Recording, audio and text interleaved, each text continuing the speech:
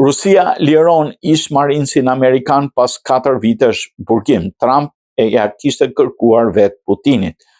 Rusia ka liruar një ish-marinës Amerikan i cili ndodhej në burg qysh për vitin 2022 pasi presidenti rus Vladimir Putin i dha falje për arsye humanitare në një kohë kur gjendja e tij shëndetësore ishte përkeqësuar. Ndjeshëm Robert Gilman, 32 vjeç, ish pjesëtar i marinsave amerikan dhe aktualisht mësues anglishte, u arrestuan në janar të vitit 2022 në qytetin Voronezh pasi dyshohej se kishte goditur me shkelm një efektiv policie ndërsa ishte i dehur. Ai u dënua më pas me 4 vjet e gjysmë burgim, ndërsa familja e tij ka mohuar vazhdimisht akuzat.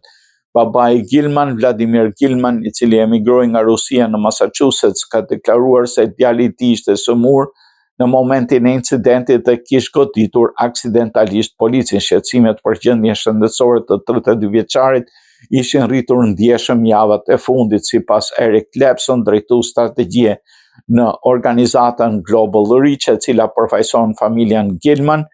Ai ishte transferuar në fund të qershorit nga spitali i Burgut në repartin psikiatrik të një spitali civil në një gjendje të ngjashme me katatonin. Mjekët e kishin vlerësuar gjendjen e tij si një stupor disociativ. Shtëpia e bardhë dhe departamenti i shtetit kishin kërkuar Moskës lirimin e tij në mënyrë që mund të merrte trajtimin e nevojshëm mjekësor në SBA.